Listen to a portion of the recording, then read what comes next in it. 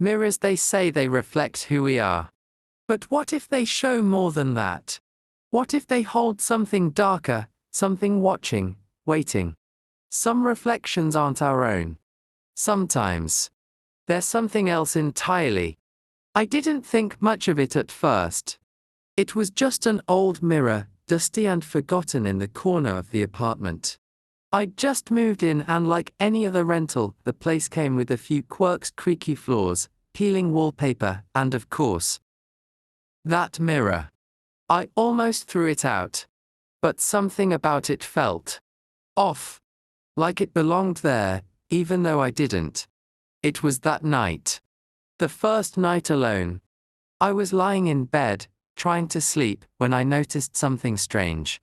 The mirror, it was angled toward the bed, just enough that I could see my reflection out of the corner of my eye. But something was wrong. It didn't feel like my reflection. I stared at it, waiting for something to happen, but nothing did. The room was quiet. Too quiet. The next morning, the mirror had moved. Just a little. It wasn't facing the bed anymore, but the door. I figured I must have bumped it during the night. But when I tried to move it back, it was heavier than I expected, almost as if it didn't want to be moved. That's when I noticed its handprints. Small, faint handprints, like someone had pressed their palms against the glass from the inside. That night, things got worse.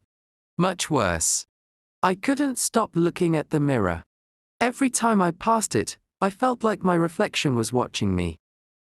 But not in the way it's supposed to. It was watching me like a predator, waiting. And then it smiled. I wasn't smiling, but my reflection was. That grin stretched wider and wider until it wasn't human anymore. I needed to know. I searched everywhere: online, forums, old records. That's when I found it. The apartment's previous tenant. They didn't just move out. They disappeared. The last thing anyone saw of them was in that mirror. Trapped. I wasn't seeing myself in that mirror. I was seeing them, the last person it trapped. I couldn't stay there another night. I packed my things and ran. But as I left, I made the mistake of glancing at the mirror one last time. And there it was, my reflection, standing perfectly still, smiling that same awful smile.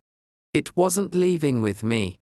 I left that apartment, but I swear, I can still feel it watching me. Every time I see a mirror, I wonder, am I still me? Or did I leave something behind?